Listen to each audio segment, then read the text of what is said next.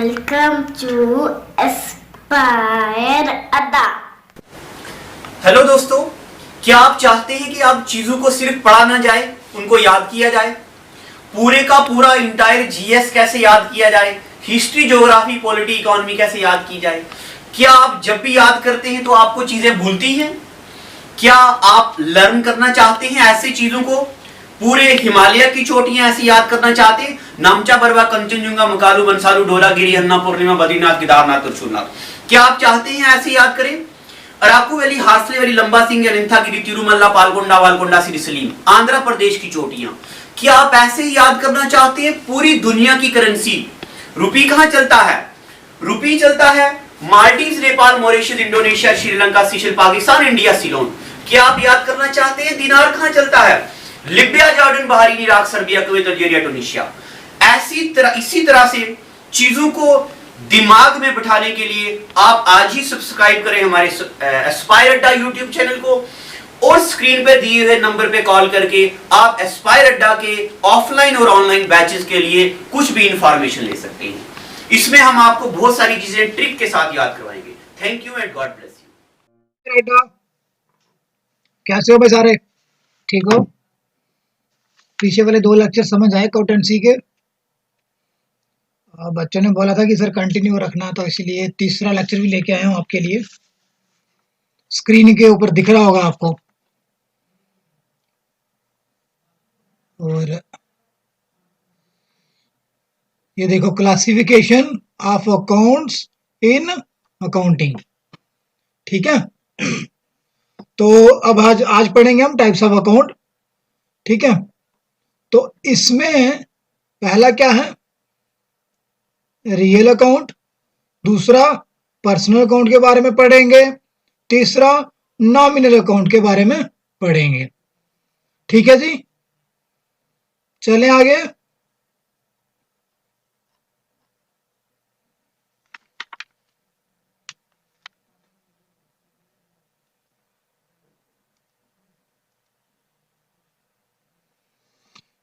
ठीक है जी, real account जो होता है हमारा, उस रियल अकाउंट में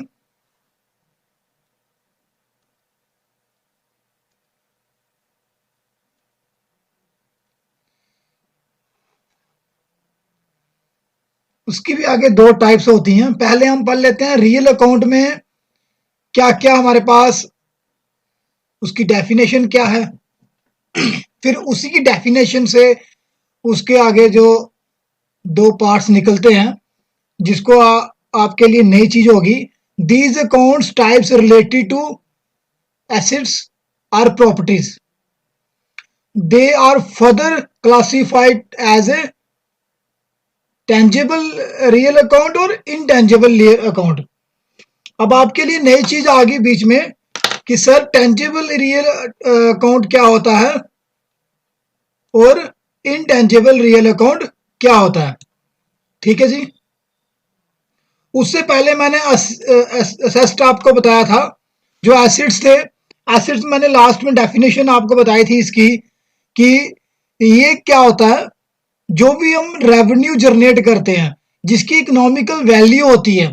जैसे कोई एक दुकान है, दुकान के अंदर कोई फर्नीचर है, तो उसके साथ में जितना भी उसका अंदर मटेरियल है, अपना स्टॉक पड़ा हुआ है, तो उसको हम असेस्ट बोलेंगे, जो फ्यूचर में जो उसकी मनी हमें मिल सकती है, कैश मिल सकेगी, उसको असेस्ट बोल रहे हैं। अब वो असेस्ट 2 किस्म के होते हैं जी, एक टेंजिबल रियल अकाउंट असेस्ट, और दूसरा होता है कौन सा? Intangible real account. अब यही पढ़ते हैं पहले नंबर, टेंजिबल, और ये 2 पार्ट्स आप लिख लेना जैसे हमने लिखा हुआ है। फिर उसके बाद ये आ गया। ठीक है जी, आगे चलें। आगे चलते हैं हम। आगे टेंजिबल और इनटेंजिबल को हमने पूरा एक्सप्लेन किया हुआ है, जैसे आपकी स्क्रीन के ऊपर दिख रहा है। टेंजिबल वो होता है, these include assets that's have a physically, क्या आपने मेन चीज देखनी है, पॉइंट याद पता कहां से रहते हैं, यहां से आपको पता चले कि हाँ यार मुझे डेफिनेशन इसका मतलब ये है, फिजिकल एग्जिस्टेंस। ठीक है जी, और इट कैन बी टच्ड, जिसको हम, इसको आप लिख सकते हो सीन, ठीक है, इसको आप भी लिख सकते हो कि विच कैन बी सीन, जिसको हम देख सकते हैं फिजिकली और जिसको हम टच कर सकते हैं। ऐसा एसिड्स जिसको हम फिजिकली देख सकते हैं और उसको टच भी कर सकते हैं, उसको बोलते हैं टेंजिबल रियल अकाउंट। ठीक है जी, इसकी एग्जांपल आपके सामने है, चाहे बिल्डिंग हो, ठीक है, उसके बाद बिल्डिंग अकाउंट का हो, कैश अकाउंट हो, स्टेशनरी अकाउंट हो, कुछ भी आपके ना, जितनी भी एग्जांपल है मैंने दी हैं, ये I think enough for you आपको समझने के लिए।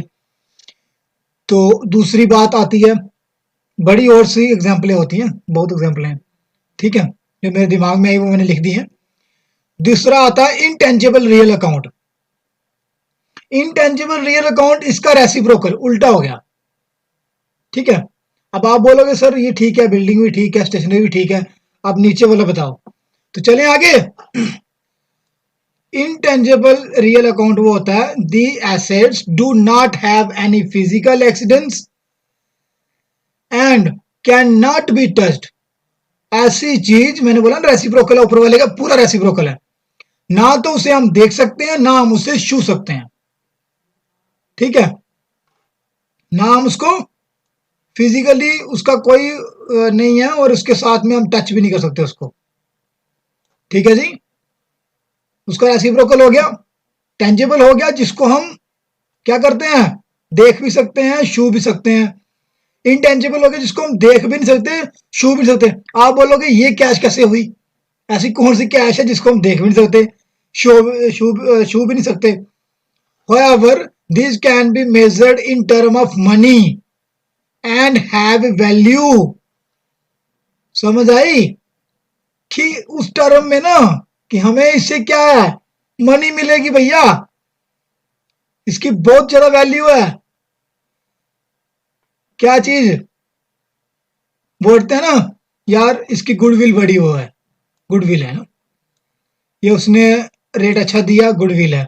बाकी दूसरी दुकानदार वाला वो दूसरा ज्यादा बेच रहा था, ठीक है, वो अच्छा है, मतलब कि वो ठीक है, चीज भी उसने सेम दी है, क्वालिटी भी सेम दी है, और अच्छा है। अब किसी की गुडविल, आप फॉर एग्जांपल किसी से लॉयल हो, तो उसके साथ आप, गुडविल आपकी अच्छी है। गुडविल एक ऐसी चीज है ना जो क्या करती है, स्ट्रेंथ क्रिएट करती है, किस पे, बिजनेस पे, ठीक है ना, ये मेन स्ट्रेंथ क्रिएट करती है बिजनेस की।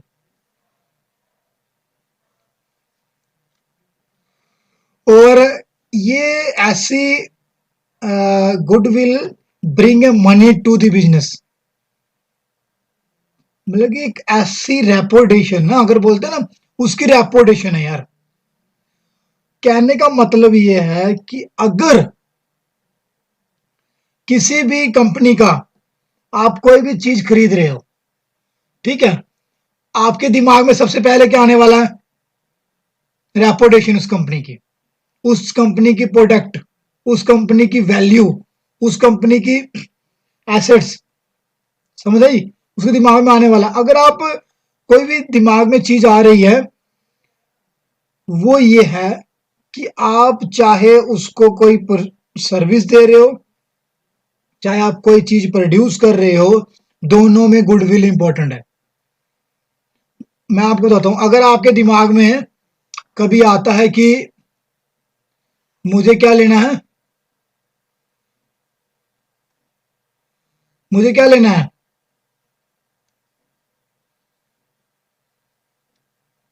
मुझे फोन लेना है, ठीक है, मुझे फोन लेना है, और फोन अगर लोगे तो उसकी स्पेसिफिकेशन चेक करोगे, और अगर आपको बोले कोई कि मुझे फोन लेना रियलमी का, मुझे फोन लेना एप्पल का, मुझे फोन लेना इंटेक्स का, तो कोई आपको फोन करके, आपके दोस्त यार पूछते होंगे कि सर, दोस्त यार, वो ये जिसको नॉलेज होती है ना, उसको हमेशा बंदा दूसरे वजह से सजेशन लेता है कि यार मैं किस कंपनी का फोन लूं। आप बोलोगे यार एप्पल का ले, आप बोलोगे रियलमी का ले, क्योंकि उसका ब्रांड वैल्यू ज्यादा है, उसकी एक रेपुटेशन है, एक वो ब्रांड है जिसके ऊपर दुनिया ट्रस्ट कर रही है। यार मेरे दोस्त ने लिया, इतने साथ चला, यार उसने ये वाला लिया, उसमें ये है और इतने कम पैसे में इतना दे रहा है। आप गुडविल को समझ पा रहे हो मैं क्या बोल रहा हूं? क्योंकि ये आपको दिखती बेशक नहीं है, लेकिन ये जैसे एक ब्रांड बन गया। जब वो ब्रांड बन गया, उसकी गुडविल बन गई, उसकी एक अपनी मार्केट में पहचान बन गई, तो उसको ये नहीं कि किसी को बोलना पड़ेगा उसका प्रोडक्ट खरीदेगा। आप दुकानदार के पास जाते हो मोबाइल लेने, वो कितने आपको मोबाइल दिखाता है, बहुत सारे मोबाइल दिखाता है ना, भैया ये लो, इसके मुकाबले में ये सस्ता है, ये ऐसा है, जो नए नए लॉन्च होते हैं। आप बोलते हो नहीं यार मुझे रियलमी लेना है, यार मुझे एप्पल ही लेना है, ठीक है, मुझे यार वाटरप्रूफ लेना है, ये वाला ये लेना, मुझे इंटेक्स नहीं लेना, मुझे दूसरी कंपनी का नहीं लेना, मैंने सैमसंग का लिया यार वो हैंग मारता है, मुझे एप्पल का लेना है, मुझे रियलमी का लेना है। आपको आप कैसे पता चला हैंग मारता है वो? आपको कैसे पता चला वो उसकी बैटरी बैकअप नहीं है? क्यों? क्योंकि आपने उसको यूज करके देख लिया, आपके दोस्त ने उसको देख लिया, किसी तीसरे बंदे ने उसको यूज किया, आपको बताया, आपने उसको चीज को देखा, सुना, आपको पता चल गया नहीं यार, आपके दिमाग में आ गया ये यार इसकी ये चीज, ये इसका फीडबैक है, इसका फीडबैक अच्छा नहीं है, इसकी गुडविल अच्छी नहीं है, इसका प्रोडक्ट अच्छा नहीं है, ठीक है। तो उसी चीज को मैं समझाना चाहता हूं कि गुडविल, अगर किसी कंपनी को, अगर उसने अपना ब्रांड बना लिया, अपनी गुडविल बना ली, अपनी प्रोडक्शन बना ली, अपनी मार्केट बना ली, तो उसको कभी भी क्या होगा, जहां उसके एक फोन बिकता है वहां 10 फोन बिकेंगे, बिकेंगे ना? क्यों? क्योंकि आप बोलोगे बड़ा अच्छा फोन है, बड़ा अच्छा फोन है, इसकी कैमरा अच्छा है, दूसरे से अच्छा है।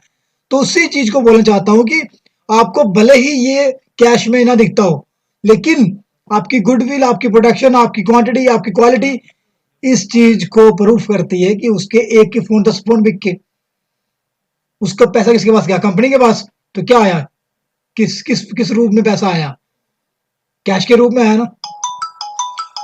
फिर उसी को लेके पेटेंट होता है, ठीक है। पेटेंट भी सेम उसी चीज का होता है कि आपने जो चीज ली, आप फॉर एग्जांपल किसी भी कंपनी को, कोई कंपनी टेक ओवर करती है, तो उसके वो कंपनी के साथ साथ एसेट भी खरीदती है ना। अगर फॉर एग्जांपल दो कि किसी पेटेंट और कॉपीराइट ये होता है कि आपके पास किसी चीज का ट्रेडमार्क है, आपने किसी चीज का नाम है, आपका ब्रांड वैल्यू है, तो दूसरी कंपनी, बड़े वाली कंपनी उसको खरीद लेती है अगर वो चल रही होती है तो अगर उसकी कीमत, उसकी कीमत कितनी होती है?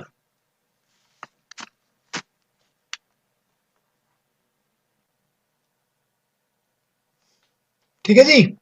तो इसके बाद चाहे वो उस कंपनी की जो वैल्यू है, उस कंपनी की वैल्यू क्या बनी? उस कंपनी की कॉस्ट है 15 लाख, दूसरी कंपनी खरीद रही है उसको 25 लाख में, तो जो उसको 10 लाख रुपया एक्स्ट्रा मिल रहा है, वो किस चीज का मिल रहा है? उसकी गुडविल का, उसकी पेटेंट का, उसके कॉपीराइट्स का सारा अधिकार उस कंपनी को हो जाएगा जिस कंपनी ने उसको टेक ओवर किया है। फॉर एग्जाम्पल आज के जो मेन, आपको एग्जाम्पल बताता हूं मार्केट की,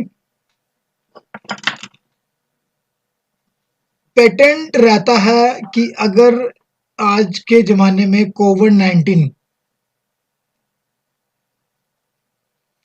19 की मेडिसिन अभी पूरी दुनिया में किसी ने नहीं बनाई। बड़ी बड़ी कंपनियां दावा कर रही हैं कि हम बनाएंगे, ये बनाएंगे, वो बनाएंगे। जिस कंपनी ने भी फार्मास्यूटिकल, जिसने भी कंपनी ने उस चीज को बनाया, फॉर एग्जांपल ये दवाई बन गई, ठीक है, ये दवाई आपकी बन गई किसके लिए? कोविड 19 के लिए, किसी XYZ कंपनी ने बनाई। अभी ये जो XYZ कंपनी है, ये जरूरी नहीं है ये दवाई कितने की कॉस्ट होगी, 500 या 1000 के बीच में, जितनी भी आप लगा लो इसको, ये इसकी कॉस्ट होगी। अब इसकी कॉस्ट इसके बीच में रहनी है, लेकिन इसकी जो रिसर्च एंड डेवलपमेंट के ऊपर, जो टेस्टिंग के ऊपर खर्चा हुआ है, वो इससे कई गुना ज्यादा होगा। तो इसीलिए ये कंपनी सबसे पहले अपना पेटेंट करेगी, अपना कॉपीराइट क्लेम करेगी, इसकी एक डॉक्यूमेंटेशन होती है गवर्नमेंट से, वो करेगी कि आने वाले 10, 20 या 30 साल या पूरी उम्र जब तक इस मेडिसिन का यूज होगा तो मेडिसिन को मैन्युफैक्चरिंग भी हम भी करेंगे, ठीक है, और सेल भी हम करेंगे, किसी और के पास इसका कोई अधिकार नहीं है। तो सारे पेटेंट और अधिकार किसके पास चले गए? XYZ कंपनी के पास। और TM तो उसके पास ऑलरेडी होता है। TM होता है ट्रेडमार्क, जो अक्सर आप कंपनी के किसी भी लोगो या नाम के ऊपर TM देखते हो, वो उसका एक ब्रांड नेम होता है, वो रजिस्टर होता है, और वो आपको MCA की साइट्स पे मिल जाता है। जो ट्रेडमार्क का एक उनका अपनी वेबसाइट है, उस पर भी मिल जाता है और इसमें भी मिल जाता है।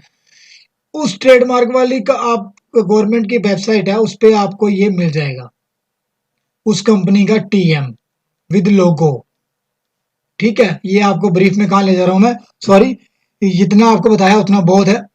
किसी भी लोगो के कंपनी के नाम के ऊपर TM लिखा होता है, TM नहीं लिखा हो तो R लिखा होता है, तो ये ट्रेडमार्क होता है, उसकी वैल्यू, उसकी ब्रांड वैल्यू और उसकी लोगो की वैल्यू और उसके नाम की वैल्यू, ताकि कोई और ना खरीद सके और ना यूज कर सके। ठीक है, आई थिंक क्लियर हो गया, क्लियर हो गया, ये क्लियर हो गया ना जी? चलो ठीक है, चलें आगे, चलें आगे फिर। तो आगे है real account rules. Real account rule में क्या आता है? Debit but comes into the business. आगे ही पढ़ते हैं और रूल होंगे इसके, लेकिन ये रूल आप लिख लेना, बाकी जितना मैंने बोला है उतना आप ध्यान में रखना, और स्क्रीन के ऊपर सब कुछ लिखा हुआ है।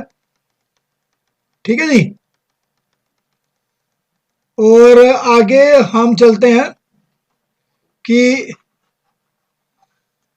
आगे हमारे पास दूसरा क्या था, आगे दूसरा हमारे पास आगे है जो रूल है, ये वाला रूल पढ़ लिया आपने। Debit what comes into the business और credit what goes out the business. ठीक है, डेबिट क्रेडिट का सबको पता है, और इसमें मेन आता है एग्जांपल जो मैंने दे दी आपको, वो आती है हमारे फर्नीचर परचेज्ड बाय एनी, तो इसमें कैश के रूप में होगा वो, और डेबिट जो होगा वो फर्नीचर क्या होगा, ये क्रेडिट होगा। ठीक है, क्लियर। आगे हमारे पास आता है पर्सनल अकाउंट। पर्सनल अकाउंट में पर्सनल अकाउंट होता क्या है पहले ये पढ़े। These accounts types are related to person, किसी भी पर्सन के नाम से। ठीक है, दीज पर्सन में natural person like Raj account, Rajesh account, Gaurav account, Rahul account, Ashi account, Ramesh account, Suresh account. ठीक है, किसी भी अकाउंट को उसका पर्सन पर्टिकुलर पर्सन के ऊपर, पर्टिकुलर पर्सन का अकाउंट। ठीक है जी, the person can be artificial person like partnership firm and companies, bodies, corporators and associates of companies or persons।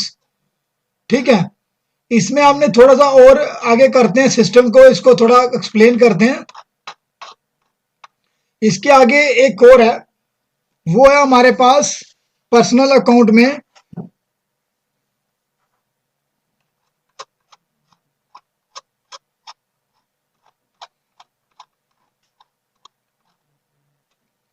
Personal account में आपका आता है पहले number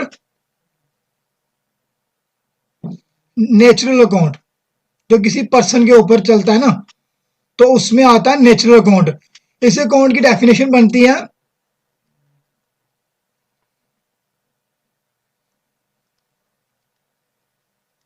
personal account, this account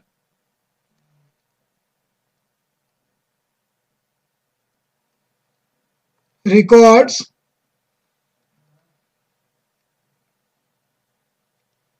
transaction relating to the person. ठीक है जी, ये किसी particular person के आता है। एग्जाम्पल के लिए दे दिया राजेश अकाउंट्स, राहुल अकाउंट्स। ठीक है, अब इसकी भी आगे पर्सनल अकाउंट्स की टाइप है।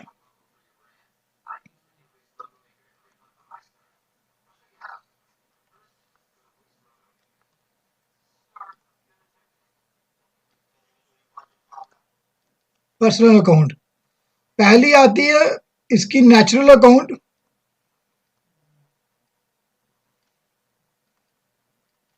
नेचुरल अकाउंट में क्या होता है, पर्टिकुलर पर्सन का नाम आता है। क्या होता है, पर्टिकुलर पर्सन का नाम होता है। पर्सन के नाम से, जैसे ये है राहुल अकाउंट्स, कुछ भी एग्जांपल में लिख दो।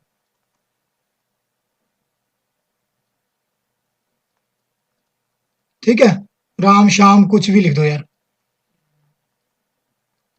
ठीक है, दूसरी इसकी टाइप आती है, वो आती है जी आर्टिफिशियल अकाउंट।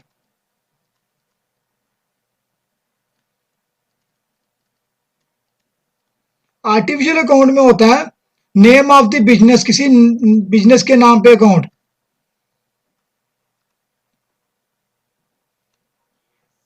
ठीक है, किसी कंपनी के नाम पे अकाउंट। ठीक है जी, किसी बैंक के नाम पे अकाउंट, किसी company, for example Tata company होगी, रिलायंस होगी। ठीक है, हमारे एस्पायर अड्डा हो गया।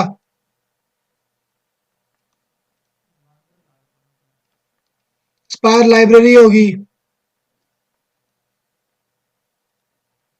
ठीक है, समझ गए, इनके नाम पे जो अकाउंट होगा उसको आर्टिफिशियल अकाउंट बोलेंगे, और जो पर्सन के नाम पे पर्टिकुलर होगा उसको नेचुरल अकाउंट बोलेंगे।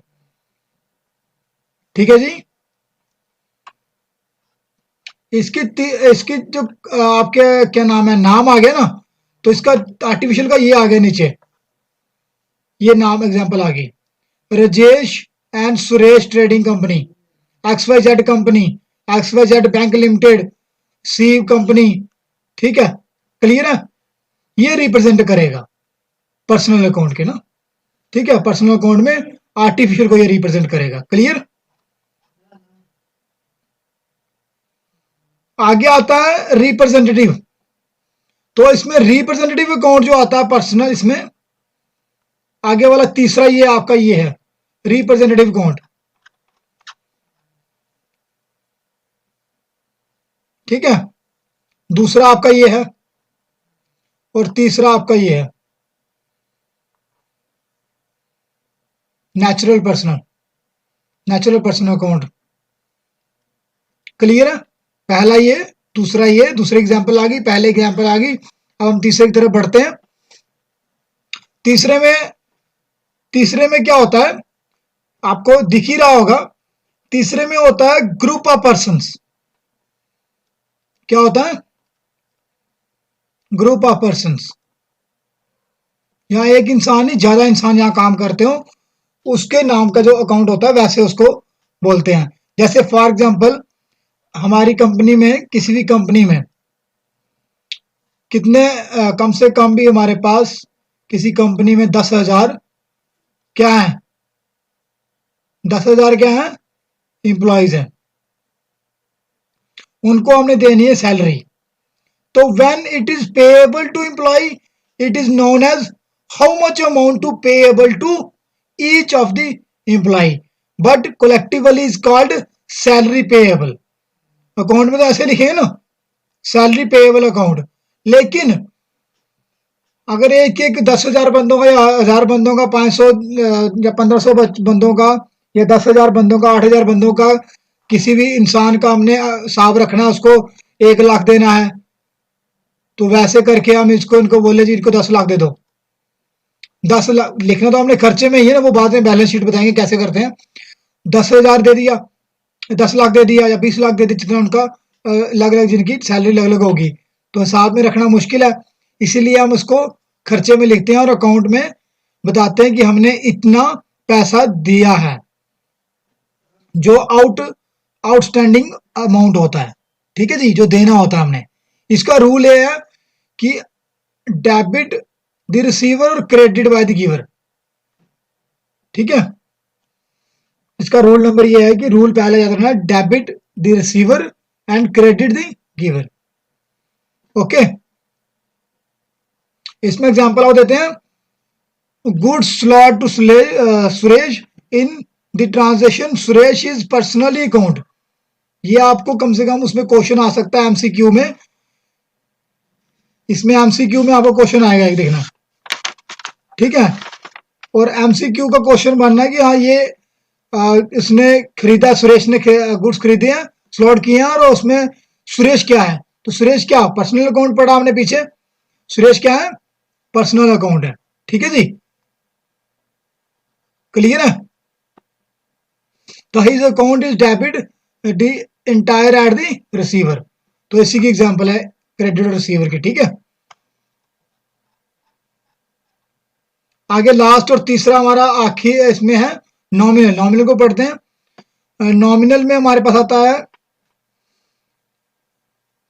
These accounts record transaction related too expensive losses and income और गेन, लॉस और गेन या इनकम। ठीक है, क्या इसमें क्या लिखा है, जो मैंने बोला वही लिखा। हाँ ठीक है, these accounts type are related to income और गेन एंड एक्सपेंसिव और लॉसेज, सेम लिखा है। अगर रेंट अकाउंट हो गया, कमीशन रिसीव्ड अकाउंट हो गया, सैलरी अकाउंट हो गया, वेजेस अकाउंट हो गया, कहने का मतलब ये है कि debit all the expenses and losses of the business and credit income gain of the business. अगर किसी हमारे खाते में पैसे आएंगे तो क्या होगा, वो गेन हुआ, अगर हमारे खाते से कटेंगे तो वो लॉस हुआ। ठीक है, आता एक्सपेंसिव में ही है। देखो अगर बात कर रहे हैं रेंट की, तो रेंट इटसेल्फ ना तो ये इनकम है और ना ये हमारी एक्सपेंसिव है। अगर हमने रेंट लिखा, हम बोलते हैं कि रेंट हमने पे कर दिया, रेंट पेड, तो ये हो गया हमारे, ये नॉमिनल अकाउंट में हो गया। ठीक है, सैलरी दे दी, सैलरी पेड, वो क्या हो गया, ये हमारे एक्सपेंसिव में आ गया। अब इनकम हो गया, इनकम बताया था मैंने आपको, इनकम क्या हो गया, इनकम हो गया जैसे क्रेडिट और ये हमारा एक्सपेंसिव में आ गया, ये हमारे उसमें क्रेडिट में आ गया। ठीक है, ये हमारी इनकम में आ गया और ये हमारी एक्सपेंसिव में आ गया, जो खर्चा किया और ये जहां से आएगा। ठीक है, कहीं से इंटरेस्ट, हमने पैसे रखे हैं अकाउंट में, वहां से इंटरेस्ट आ रहा है, कुछ भी आ रहा तो अकाउंट में है ना, क्रेडिट ही हो रहा है ना। ठीक है, salary paid to the employee is, ठीक है, तो salary will go debit and expenses, क्या बना वो एक्सपेंसिव है। ठीक है, हमारे खाते से पैसे गए, सैलरी दे दी, रेंट दे दिया, क्लियर। ठीक है जी,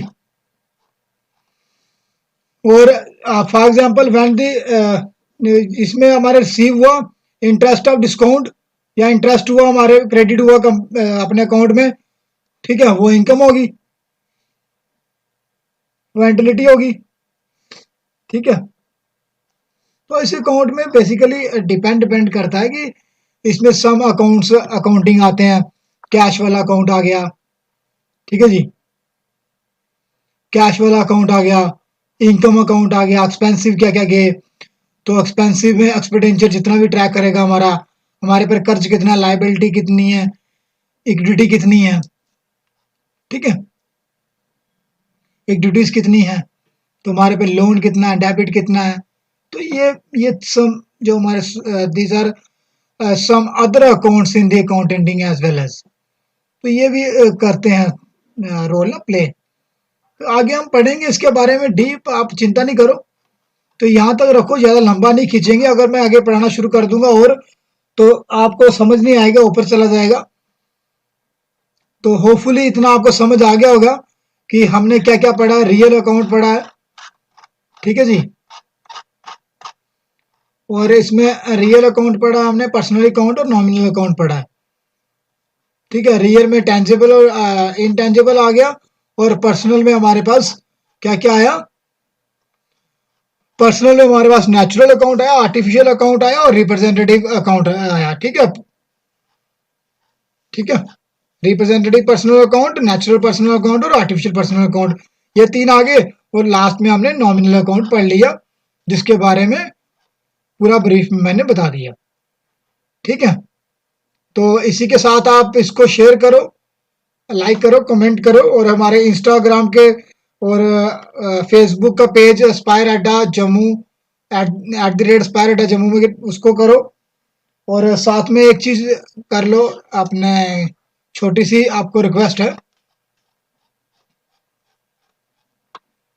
ठीक है। तो उसको शेयर कर दिएगा पेज को। तो आज तक कितना ही, क्योंकि ज़्यादा हो जाएगा तो फिर लंबा खींच जाएगा। तो thank you so much and God bless you. जितनी भी सोशल मीडिया साइट्स हैं, यानी कि फेसबुक हो, इंस्टाग्राम हो, टेलीग्राम हो, व्हाट्सएप हो, ट्विटर हो, इन सारी सोशल मीडिया साइट में एस्पायर अड्डा चैनल मिलेगा। तो इसके अलावा आप यूट्यूब पे हमें फॉलो कीजिए। हमारे जो टेलीग्राम और व्हाट्सएप के ग्रुप है, वहां पे लाइव टेस्ट चलता है। आप टेस्ट को एनरोल करने के लिए आप हमारे व्हाट्सएप ग्रुप में आ जाइए, नंबर हमारे आपके पास है।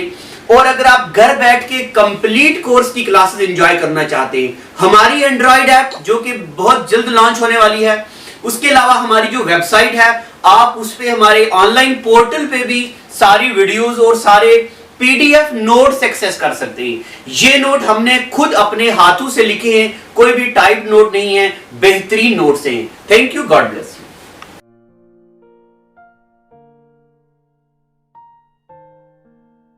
Well, it is hard time for all of us. Due to coronavirus, we have break the situation as earlier it was. But time never stopped for anyone. But it doesn't mean that we should go out and prepare for all the competitive exam. We can utilize this time by doing self-study and taking help of Aspire Ada YouTube channel. To start with, you need to prepare a proper schedule for all the subject, and without going out, you should complete all the syllabus by yourself. And when the critical situation will end, here you are. Hooray! You are ready for all the competitive exam. Utilize this time until it go. Aspire Ada Institute, best institute in Jammu for all the competitive exams. We care for you. Stay home.